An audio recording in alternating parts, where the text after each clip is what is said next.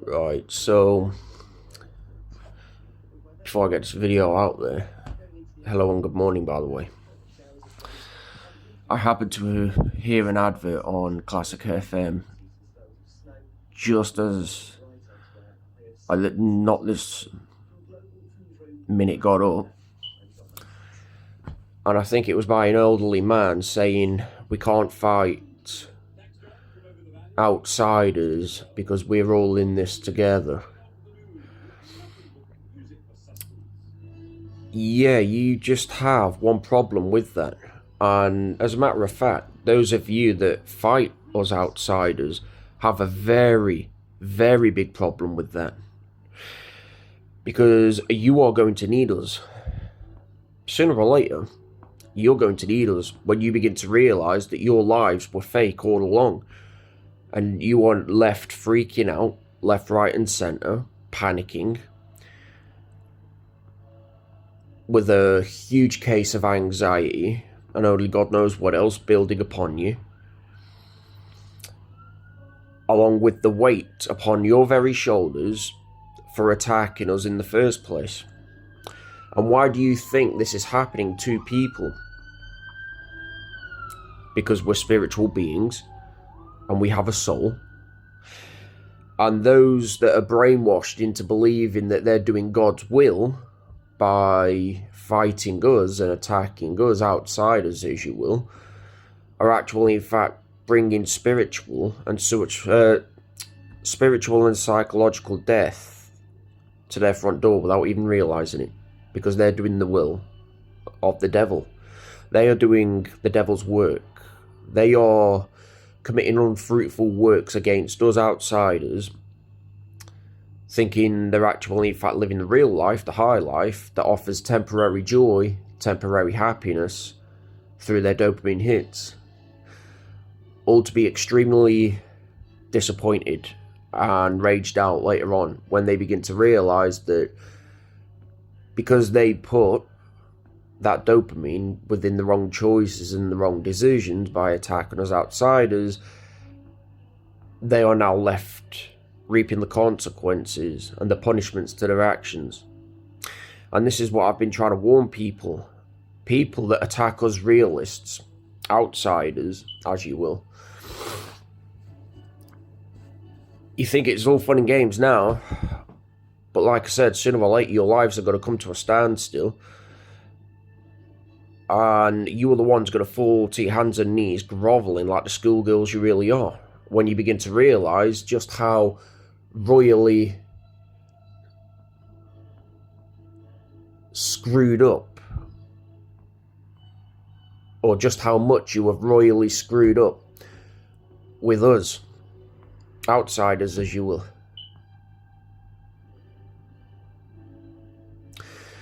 So, to all of you people out there that think you're doing or should I say, that think that you're doing God's work by attacking us outsiders, you keep on thinking this delusion. You keep on buying into this delusion and stroking your own prides and egos. And don't come crawling back crying for my help when your so-called friends have actually stabbed you in the back and pissed off to somebody else when you're left on your own. Tried warning people that this would happen, because your friends out there in today's society, they're not even close to the real deal. And besides, what is a friend? Can anyone answer me this question? What is a friend? Or better yet, what is the definition of a friend? Because I can guarantee any of you watching this video, our preferences are not alike when it involves friendship with another person. What one person might think is a friend, another person might think completely opposite to that. Someone that loves you conditionally and wants from you the next, puts on a false show, a false pantomime act, as you will, of loving you to get what they want. They get what they want. Now they piss off to the next person, sponging off them. Now you're left wondering and thinking to yourself, gee, did that person really love me? Were they really my friend? What happened? You were used. Because people today, they pretend very well in order to get what they want out of you.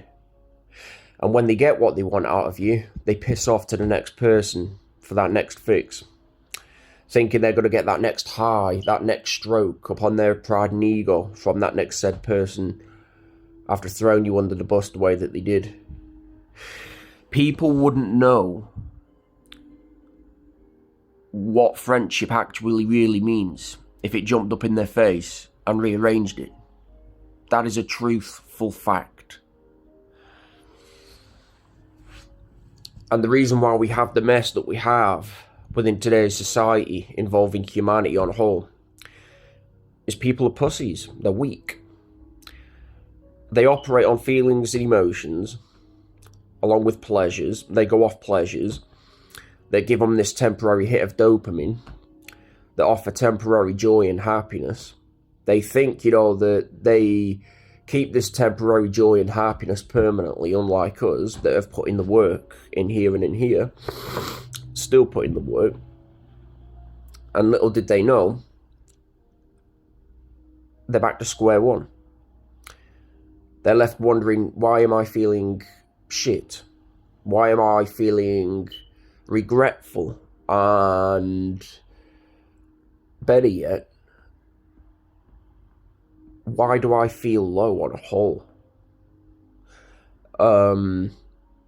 Because you abused your dopamine by making the wrong choices and the wrong decisions, which is what I've been trying to warn people about. Rather than using that dopamine in order to make healthier connections with people. The world's back to front, man. It's back to front. Highly frustrating when you get to our age, like. But humorous at the same time.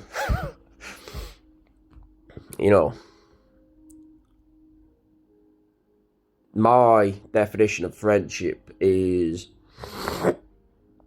well, it's spiritual, isn't it? Your heart and your mind do not lie when it comes down to building connections spiritually via the Holy Spirit.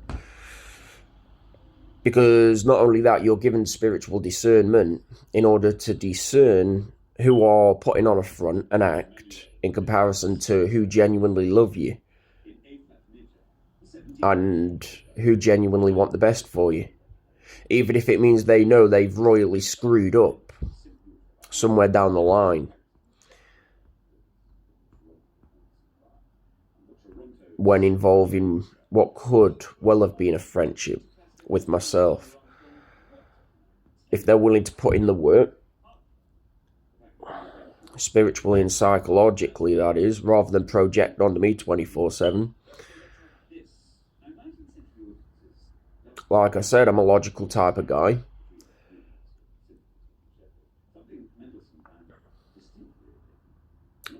But people are going to have to bring something of value to my table. I'm not just going to give the best version of myself away to anyone. We live in a world, like I said, where if you continuously and ruthlessly give, and get it trampled 24/7, you're left with nothing for yourself. Now you're feeling the low mood that they once were in, and now they're high and almighty all of a sudden, experiencing temporary joy and happiness and all of this, while we're empty. We're out of gas. We have nothing.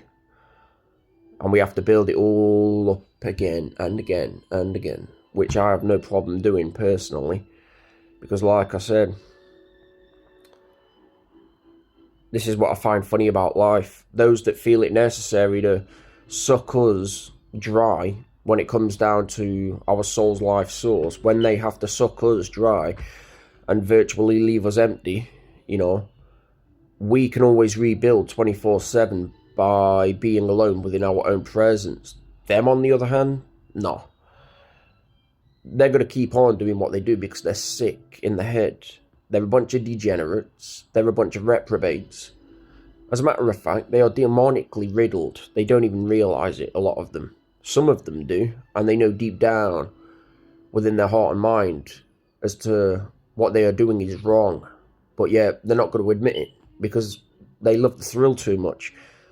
Until their life, like I said, of pleasure and fun come to a standstill, and they begin to reap consequence after consequence, punishment after punishment, and they begin to experience carrying the weight upon their shoulders that are quite literally drowning their very soul, lest they repent and reconcile their relationships with God through His Son, Jesus Christ, via the Holy Spirit.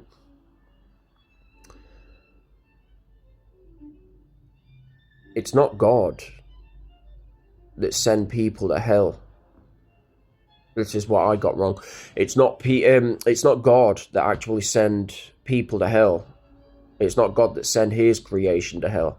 Rather, it's people that send themselves there by rejecting God, by thinking that, their life of pleasure and fleety feelings and emotions is actually, in fact, going to get them into heaven, when in actuality, it never will. Because a realist, a chosen one, an anointed even, don't operate on feelings and emotions. No matter how hard the world tries to smother us with them, we don't operate from that type of stance, because we know the truth behind the human psychology to it, on what it does on a whole, which is why we tend to switch off from it and pray whatever we're carrying within the presence of the Lord, so that He can take it and work with it, and punish those, like I said repeatedly, that are continuously doing the devil's work, thinking they're doing God's work, when in actuality they're not doing God's work. They're doing the devil's work by projecting onto us 24/7, all hours of the week, in order to avoid accountability, responsibility, along with any uncomfort, pain, suffering, and sorrow that it may come with later on. They would rather project all of this onto us and allow us to bear the weight all the time, while they get off scot-free, or should I say scot-free, thinking that, they're going to actually elevate their soul by doing that. No. They're only going to make things 10 times, if not 100 times worse than they already are, because they're living outside of God's will. And the fact that they have to try and project onto another person in order to avoid whatever, all of their demonic baggage is actually, in fact, trying to, teach them, their soul, or the soul hidden within that is, on how to use it in order to grow and evolve and age like a fine wine. It's all good. And this is why, like I said, my circle is extremely tight, and my circle is extremely small. Because, like I said, people pretend well nowadays. They tell you sweet-for-nothing words that may come across disguised as truths. And you go on those sweet-for-nothing words like a lot of people do, because they're spiritually and psychologically dead. They don't have the spiritual tools in order to protect their own sanity, their own peace of mind and peace of heart, because they're a bunch of blue pillars.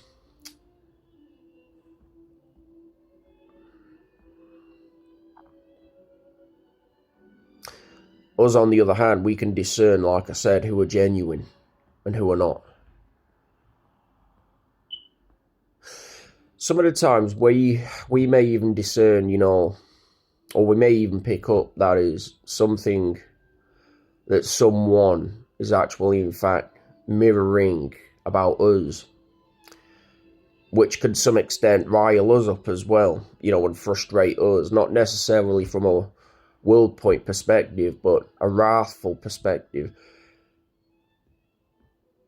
That's what I've learned about spirituality and none of this worldly nonsense of new age energy, chakras, and all of this bollocks, you know, because there's no truth to any of that, you know.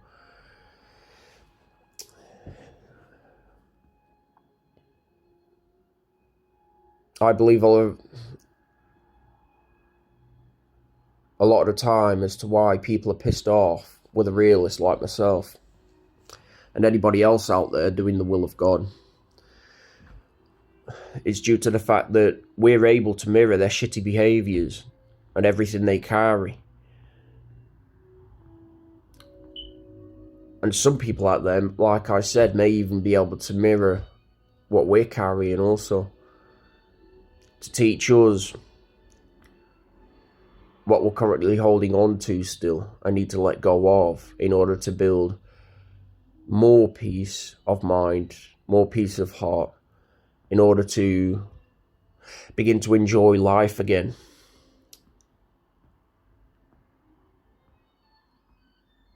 From a joyful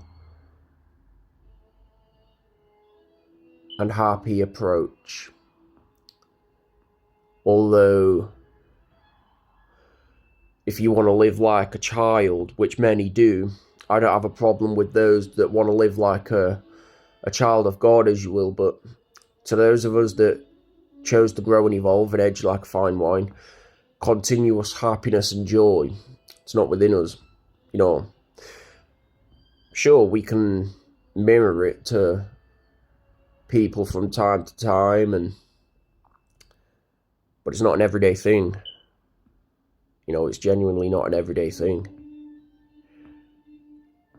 Because if one thing I've learned is if you're smiling, you're laughing, you're joking around every single day of the week, every second, every minute, every hour, and every day of the week, you're not really a chosen one. And I can guarantee any of you watching this video, yeah, you're going to get royally pissed off for hearing this, and, you know, that's not my problem. You most likely haven't even done a hard day's labour within your life. And, you know, a lot of the time, this excessive happiness and excessive joy, it's just a front. You know, it's a front, it's an act. And I don't buy into it. I really don't.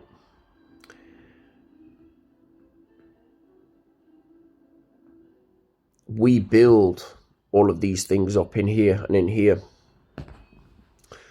And we give them back out to those that have earned it. In other words, with us, it's not temporary, because we've made the sacrifices along with choices and decisions in order to keep what we have in here and in here to ourselves and to the very small percentage of people that have earned it. But yeah, that's what I've learned. If you're laughing and you're continuously joking around, acting like a goofball, you're genuinely not a child of God. Even those, like I said, that come across as excessively joyful, excessively happy and giddy and all of this nonsense, you're not a child of God. You know, I mean, I might be a little harsh there, and I'll take that back to some extent. You could be a child of God that hasn't quite yet intellectually grown nor developed into the men and the women that you were created to be.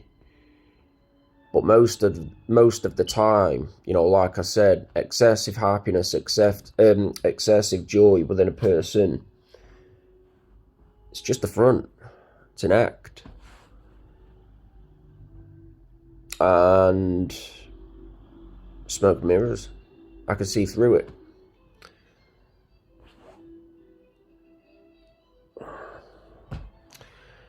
To a lot of people, we may even come across as cold-hearted, expressionless. Yeah. When you've quite literally had your heart trampled on, you've been disrespected however many times, you've been disgraced however many times, you've been ruthlessly gang-stalked however many times, you've been spiritually and psychologically attacked however many times, you're not going to be joking around, laughing and acting all joyful about it. No. If you're a child of Satan, you would, but not of God. Especially if you're an old soul, like I said, because you begin to see through all of the nonsense within our world today, and that's all it is. It's a load of nonsense. It's a load of cack. It's a load of fecal matter.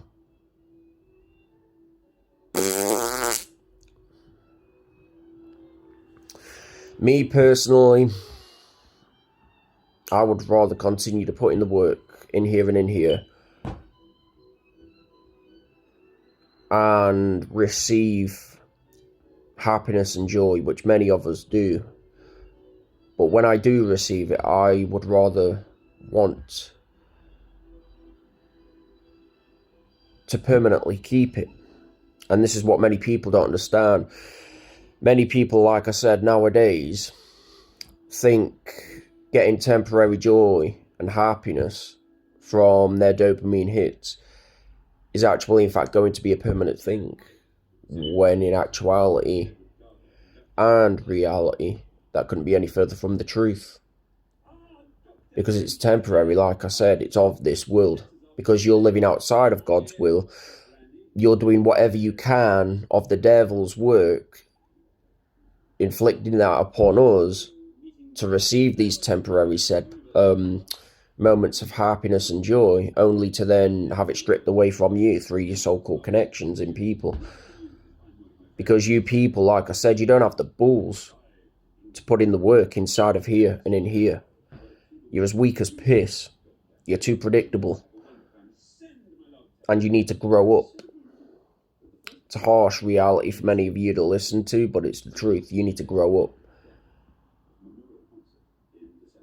Because it's you versus you. If you think, for 1 minute that your friends, your so-called friends, are actually going to save you after they've thrown you under the bus and you're on your own, you're in for one rude awakening, I'm telling you now. And it's going to hit you like a freight train. Because like I said, those friends that you convinced yourselves were your friends, they're not your friends. It was just an act.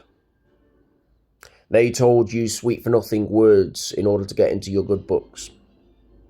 In other words, they trolled you within a disrespectful and disgraceful manner. They trolled you. They told you what you wanted to hear, and you were gullible enough and dumb enough to actually believe everything they told you. Me? I go on actions rather than words. Because people's words are empty. Just like them. They're empty. There's no truth to them. Now, this is where it gets interesting. If there are any actions to people's said words, you would know whether or not they're truthful and an honest person. Because like I said, actions do not lie. And are you familiar with the saying, actions speak louder than words? Well, there you go then. Because they do.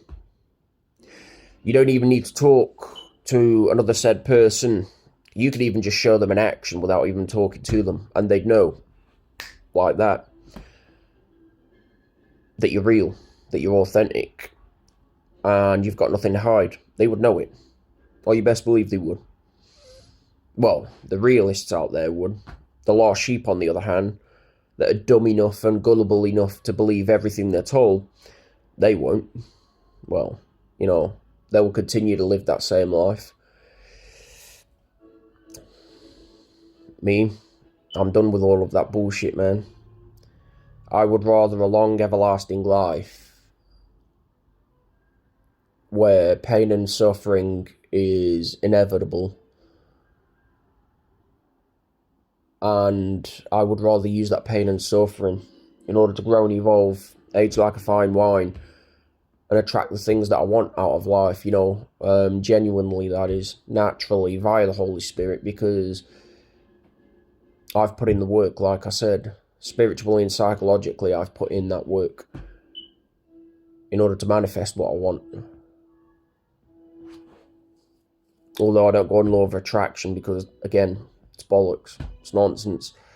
I would, however, like to find the algorithm within God's timeline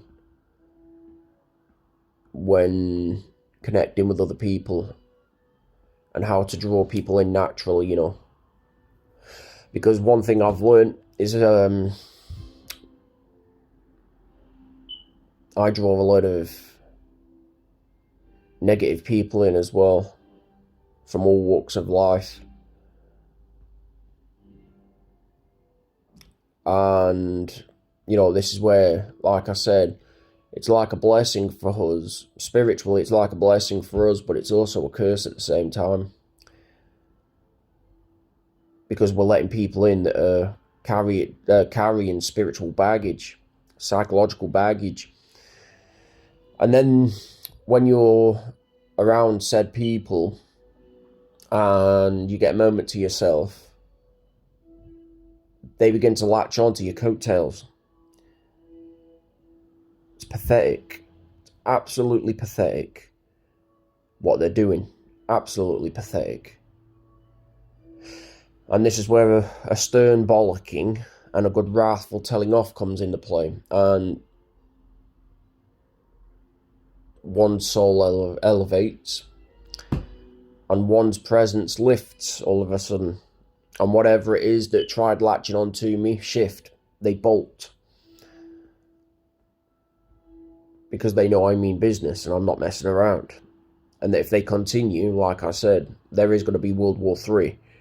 And I will hit them so hard with the biblical manuscripts that they're going to wish that they didn't even cross me or try to latch onto me the way that they do.